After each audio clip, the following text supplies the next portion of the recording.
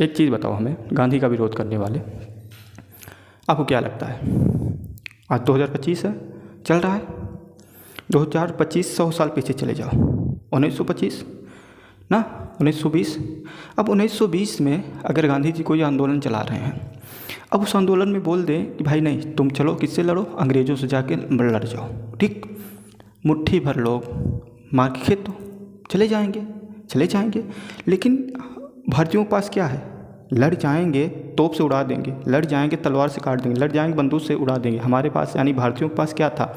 जो संपन्न थे भारतीय, वो तो उनके चौकार बने थे, वो तो तलवे चाट रहे थे उनका, वो तो कभी नहीं चाहते थे कि नहीं हम भी चलें इनके साथ लड़े, यानी भारतीयों के साथ लड़े। हमने 1857 का विद्रोह देखा होगा, तो उसमें ये भी देखा होगा कि कौन लोग 1857 के विद्रोह में भाग नहीं लिए, कौन नहीं लिया। उसमें एक पॉइंट ये भी आपने शायद पढ़ा होगा कि पढ़े लिखे लोग उसमें भाग नहीं लिए, जो संपन्न वर्ग था उसमें भाग नहीं लिया। क्यों भाई? वही लोग उसमें भाग लिए हैं 1857 के विद्रोह में जिसका अंग्रेज़ों ने कुछ बिगाड़ा था, जिससे अंग्रेज़ों ने कुछ छीना था। जो अंग्रेज़ों की तरफ मिले हुए थे, जो शुरू से अंग्रेज़ों की चाटुकारी कर रहे थे, उन्होंने 1857 में भाग नहीं लिया, 1857 के विद्रोह में। तो आपको क्या लगता है? महात्मा गांधी ये कहते कि चलो आ जाओ और उठा लो बंदूक, उठा लो लाठी, उठा लो डंडा और उठा लो जो आपके घर में हो और उठा के चलो लड़ो। भाई जब संसाधन नहीं है तो एक ही रास्ता होता है ना, अहिंसा का मार्ग अपनाओ, सविनय अवज्ञा करो, सविनय यानी उनसे कहो कि भाई हमारी बात मानो, हमारा देश छोड़ के चलो जाओ, अपनी परेशानी बताओ उनको, लेकिन लड़ो वही उनसे। उन्होंने ये नहीं कहा कि नहीं अंग्रेज़ों से मत लड़ो, अंग्रेज़ों का पक्ष लड़ो, बल्कि कुछ लोगों ने ये कहा, जैसे डॉक्टर भीमराव अम्बेडकर साहब ने कहा कि अंग्रेज़ पहले जैसे थे वैसे नहीं हैं, अब अंग्रेज़ सुधर गए हैं, अब अंग्रेज़ जो अपने पिछला जो अंग्रेज़ों ने हमारे साथ अत्याचार किया था वो अंग्रेज़ उस पर पछतावा कर रहे हैं। मतलब ये सब चीज़ कह रहे हैं। मतलब कहने का मतलब ये है कि ये सब कह के क्या बता रहे हो कि अंग्रेज़ों का साथ दो। ये सब कहने का मतलब अगर मैं किसी से कहूँ अगर कि भाई पहले वो चोर था अब चोरी नहीं कर रहा है, पहले वो ऐसा था वैसा नहीं कर रहा है, इसका मतलब है मैं उसके पक्ष में चलूँ और जिसको बता रहा हूँ उसको भी लेकर चलूँ ना, अंग्रेज़ों के पक्ष में। तो बस मुद्दा यहाँ पे ये है, आप 2 किताब 4 किताब पढ़ के आप गांधी को चलो कि भाई गांधी ऐसे, गांधी वैसे, गांधी ये गांधी, ठीक है। गाली देना इस दुनिया का सबसे सरल काम है, किसी को गाली देना, किसी की बुराई कर देना, किसी को बिना मतलब बिना जाने सोचे कुछ भी बोल देना, सबसे आसान काम है। घर में बैठो गाली दे दो, क्या जाता है। यानी वो आदमी जो एक वकील था, दक्षिण अफ्रीका गया और मतलब ऐसे नहीं था कि बस हल्के फुल्के में से वकील था, अच्छा खासा पढ़ा लिखा था वकील था। वो आदमी आया, जो ऊंच जात के, निम्न जात के, उच्च जात के जो लोग हैं, जो वर्ग हैं, उनके साथ सबके साथ समन्वय इकट्ठा किया, सबको आपस में बैठाना चाहा, सबको लेकर चलना चाहा, तो वो बुरा हो गया, वो गड़बड़ हो गया। हाँ, गांधी बुरे हैं, गांधी की गलतियाँ हैं, लेकिन इतनी नहीं है कि आप टोटल उन गलतियों को गिनाते चलो, टोटल उन्हीं गलतियों को गिनाते चल। आपको क्या लगता है? सबसे ज़्यादा मुद्दा ये होता है कि गांधी देश के बंटवारे में सबसे ज़्यादा योगदान गांधी का है। गांधी ना होते तो आप आज़ादी पा जाते। हम मानते हैं जो क्रांतिकारी हैं हम उनका सबसे बड़ा योगदान है, लेकिन क्या आप अपनी जान गंवा कर, क्या आप फांसी चढ़कर, क्या आप गोली के सामने आकर, क्या आप बंदूक के सामने आकर, तोप के सामने आकर देश को आज़ाद करा लेंगे? सब लोग अगर यही आके कर देंगे, सब लोग अगर फांसी लटक जाएंगे तो फिर देश में बचेगा कौन? कौन देश को आज़ाद कराएगा? अगर हिंसा का मार्ग सब लोग अगर यही करने लगेंगे तो फिर कौन बचेगा भाई? बिना उनके आज़ादी नहीं मिली है, बिना उनके बलिदान, बिना उनके योगदान के आज़ादी, सहयोग की आज़ादी नहीं मिली है। और आज़ादी किसी एक व्यक्ति के नहीं सौंपी जा सकती, नहीं कि गांधी ने दिलाई या फला व्यक्ति ने दिलाया या फला व्यक्ति ने दिलाया। उसी प्रकार जो देश का बंटवारा है वो गांधी को नहीं सौंपा जा सकता कि गांधी ने देश का बंटवारा करा है। अब जिन्ना ऐठे पड़े हैं कि नहीं हमें अलग राष्ट्र चाहिए, उन्हें क्या बनना है? प्रधानमंत्री बनना है। अब भारत के तो बन नहीं सकते भाई, कैसे बन जाएंगे?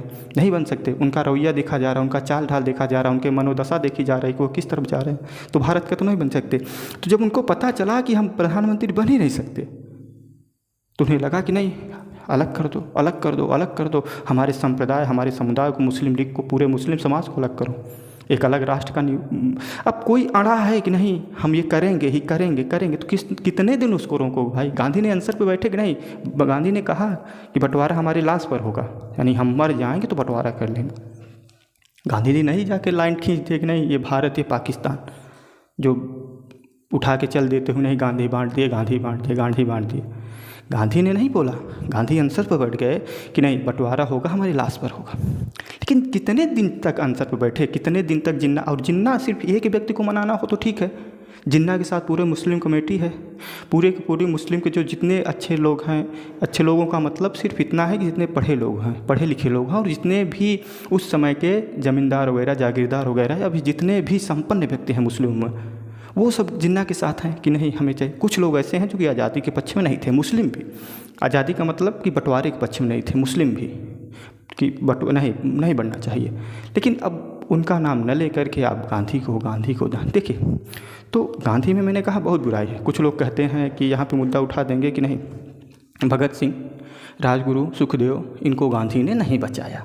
गांधी इरविन समझौता हुआ था, उस समझौते में गांधी जी ने अगर इरविन से कहा होता कि इनको बचा लिया जाए तो बचा लेते, ये बात सही है।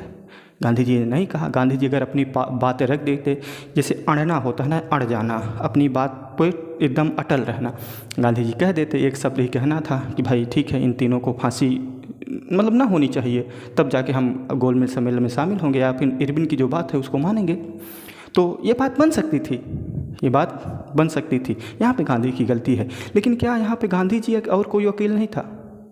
जो वकील उनके पक्ष में लड़ रहा था, उनके विपक्ष में लड़ रहा था, वो सब भारतीय थे। जो इसने भगत सिंह को काटा, जलाया, फांसी दी, वो सब कौन थे? भारतीय ही कर रहे थे।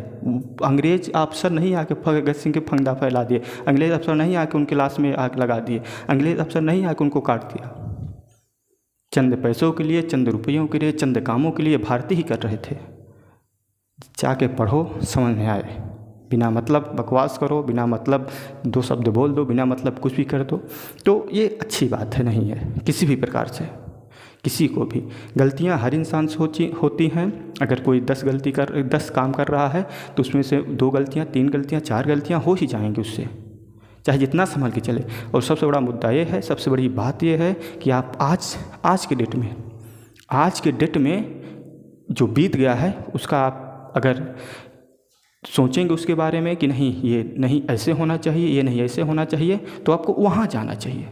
आपको फिर 1925 में जाके ये सोचना चाहिए कि गांधी यहाँ खड़े थे तो ऐसे क्यों किए, भगत सिंह यहाँ खड़े थे तो ऐसे क्यों किए, सरदार जी यहाँ खड़े तो ऐसे। आपको वहाँ जाना चाहिए। फिर अब 2000 में नहीं रहिए, फिर 1900 में जाइए, पीछे जाइए, तब आपको समझ में आएगी बात पूरी की पूरी। फिर मैं कह रहा हूँ गांधी की कुछ बातें हैं, गांधी जी ने कुछ गलत किए, कुछ सही किए, लेकिन इतने गलत नहीं किए कि फिर उनको मतलब पूरी अच्छाइयाँ उनकी भूल जाए, उनकी सिर्फ बुराइयों को याद किया जाए। उनका योगदान, उनका बलिदान बहुत है जिनको भूला नहीं जा सकता।